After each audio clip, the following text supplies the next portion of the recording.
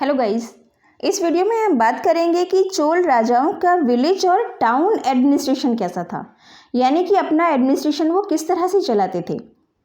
तो जो उनका टू असेंबलीज होती थी, एक उर सभा, उसे महासभा भी कहा जाता था। जो उर है तो उर कहते थे कि एक जनरल असेंबली थी जो ऑल क्लास पीपल्स के लिए थी, मीन्स कि जितने भी लोग थे उसमें वो सब इंक्लूड हो सकते थे। They tells us that the Ur was a general assembly of all classes of people who own land within the village, जिनकी गांव में ज़मीन है ना, वो उर के मेंबर हो सकते थे। उर जो असेंबली थी उसके मेंबर बनने के लिए उस गांव में उस पर्सन की ज़मीन होना ज़रूरी था। और इसके विपरीत जो सभा था, सभा में द सभा was an assembly found in villages, means कई सारे गाँव को मिलाकर एक जो बनाई गई उसको सभा कहा गया। और उसकी जो मेंबर्स थे वो ब्राह्मण से, यानी कि चोल राजाओं ने बहुत सारे ब्राह्मणों को अपनी ज़मीन दान में दी थी और वो सेटलमेंट के बाद ही उसमें इमर्ज हो गए थे। जैसा कि बताया जाता है, as the Chola rulers granted a land to a large number of Brahmins, a number of Brahmin settles emerge in the Chola empire, कि वो उसका ही चोला एम्पायर का ही हिस्सा बन गए थे। द सभा ऑपरेटेड थ्रू डिफरेंट कमेटीज़, अब डिफरेंट बहुत अलग अलग कमेटी थी, हर चीज़ के लिए अलग कमेटी थी जो कि सभा को लीड करती थी। उसकी देखभाल करने के लिए लोकल लेवल पर एडमिनिस्ट्रेशन था। तो अब इनके जो सभा काफ़ी बड़ी थी क्योंकि कई सारे उर को मिलाकर सभा बनाई गई थी, है ना। तो सभा का काम क्या था कि वो एडमिनिस्ट्रेशन जो देखते थे, टेम्पल्स को देखना, उनका रख रखाव करना उनका काम था। दूसरा इसके बाद में गार्डन्स, इरिगेशन मीन्स सिंचाई, और असेसमेंट ऑफ लैंड रेवेन्यू का पूरा रिकॉर्ड अपने पास रखना, maintenance of law and order and so on, और भी अदर चीज़ें थी जो कि सभा जो थी उसके अंडर कंट्रोल थी या उसके वर्क एरिया में आती थी। अब हम बात करते हैं नगरम। नगर तो आप जानते हैं हिंदी में किसको कहते हैं, शहर को, सिटी को नगर कहा जाता है। तो नगरम का मतलब क्या था, शहर या city. The Nagaram was an assembly found in town, जिसे हम टाउन और सिटी भी कहते हैं प्रेजेंट टाइम में। It members were mainly traders, merchant and sometime artisans. अब जो इसके मेंबर थे नगरम के, वो लोग कौन थे, जो शहरों में रहने वाले लोग थे, बड़े व्यापारी, है ना, ट्रेडर्स और आर्टिशंस, कलाकार, ये इसके मेंबर हुआ करते थे। The nagaram played an important role urban administration में, यानी शहरों की एडमिनिस्ट्रेशन में बहुत बड़ा रोल होता था उस समय पे नगर का।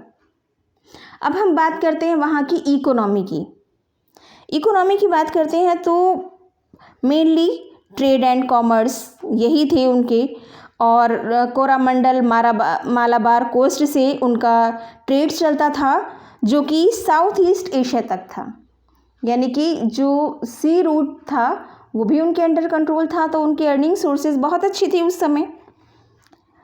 एक सर्वे के अनुसार जो गवर्नमेंट थी उसका शेयर लैंड रेवेन्यू में और अदर्स रेवेन्यू में फिक्स था, कि बाकी जो लोकल गवर्नमेंट है, लोकल लेवल, उनके अंडर रहता था, और कुछ पार्ट उसका जो था वो गवर्नमेंट को या राजा को जाया करता था। Tax were also collected from tolls.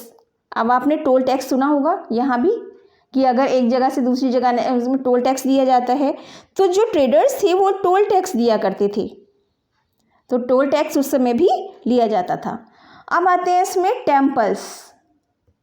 Temple main चीज़ है इसमें, क्योंकि अगर आप देखेंगे जो उस समय वहाँ बने हुए थे साउथ में, उन्हें कहते हैं Dravida style temple. Dravida style में जो टेम्पल्स बनते हैं, आपने साउथ के टेम्पल अगर रियल में भी देखे होंगे, इतने 1000 साल बाद भी अगर आप उनको देख रहे हैं तो बहुत ज़्यादा बड़े एरिया में होते हैं, बहुत खूबसूरती से बने हुए होते हैं, बहुत ऊंचे होते हैं, है ना। तो ये क्वालिटी थी वहाँ के टेम्पल्स की, जिन्हें हम द्रविड़ स्टाइल के टेम्पल भी कहते हैं प्रेजेंट टाइम में। These temple were the centre of cultural life. Cultural life की और एक्टिंग के बहुत बड़े सेंटर हुआ करते थे टेम्पल्स। एक बहुत बड़ा वहाँ पर ऑडियंस हॉल हुआ करता था जिसमें कि बहुत सारी एक्टिविटीज़ वहाँ पर होती थी, सेरेमनियल एक्टिविटीज़ होती थी वहाँ, डांस पर जब वहाँ सेरेमनीज़ होती थी कोई, तो वहाँ पर देवदासियों के द्वारा डांस किया जाता था। देवदासियों को उस समय जो था बहुत ज़्यादा सम्मान दिया जाता था वहाँ पर। They were also a hub of economic and social life. अब टेम्पल सिर्फ टेम्पल नहीं थे, ये वहाँ की इकोनॉमिक और सोशल लाइफ के बहुत बड़े सेंटर हुआ करते थे। यानी कि उस समय टेम्पल प्रॉस्पेरियस भी हुआ करते थे, बहुत ज़्यादा रिच हुआ करते थे, इतना कि वो जो राजा होते उनको लोन भी दिया करते थे, जो बड़े ट्रेडर्स हैं उनको भी लोन दिया करते थे। और टेम्पल्स में जो ट्रेडर्स होते थे या रिच पर्सन होते थे वो टेम्पल्स को डोनेट भी करते थे, लेकिन जो टेम्पल्स को डोनेट किया जाता था उसका कोई हिसाब राजा नहीं रखता था या गवर्नमेंट उसका कोई भी रिकॉर्ड अपने हिसाब नहीं लेते थे उस पैसे का। यानी कि उस पैसे पर आप ये सोचिए कोई भी टैक्स नहीं लगता था उस समय पे। एक मिनिएचर सिटी के रूप में था टेम्पल। वहाँ पर जो प्रीस्ट होते थे उसका लिविंग रूम भी होता था। एक छोटा मोटा आप ये सोचिए पूरा शहर बसा होता था टेम्पल के अंदर ही, काफ़ी वाइड होते थे वहाँ के टेम्पल। तो ये क्वालिटीज़ थी साउथ के टेम्पल्स की। अब हम बात करते हैं इंस्क्रिप्शंस वहाँ की कि चोला इंस्क्रिप्शंस कैसी थी।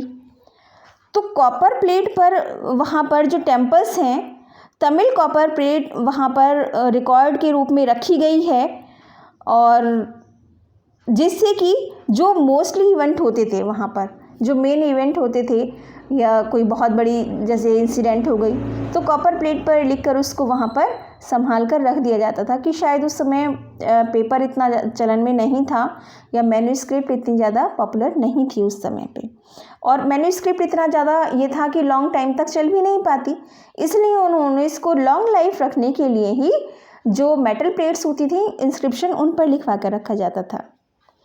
बृहदेश्वर टेम्पल तंजावुर का एक बहुत खूबसूरत और बहुत बड़ा टेम्पल में आता है, जिसकी अपने आप में ही एक बहुत बड़ी हिस्ट्री है, यानी कि आप वहाँ काफ़ी फेमस है आज भी बृहदेश्वर टेम्पल साउथ का। We get to know about local self government. अब हम लोकल गवर्नमेंट के बारे में जानते हैं कि प्राइमरीली वो जो थे डील्स किया करते थे, चोल किंग्स जो थे तो टेम्पल से ही उनकी डील होती थी। दूसरी रॉयल सील कि रॉयल सील जो थी वहाँ जिसे कहते हैं कि राजमोहर, वो जो थी उस डायनेस्टी की मेन थी कि रॉयल सील का एक अपना ही इम्पोर्टेंस थी वहाँ पर।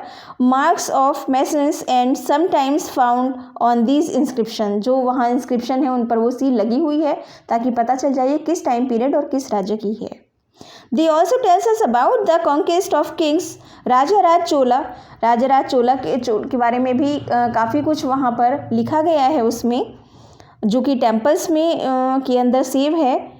द सिस्टमेटिक, अगर हम कहें पूरा एक सिस्टमेटिक एडमिनिस्ट्रेशन था वहाँ का, हर एक चीज़ बहुत सिस्टम में थी, और जो किंग्स होते थे बहुत ज़्यादा कैपेबल होते थे और हर एक चीज़ को वो ऑनेस्टली जो था फॉलो किया करते थे।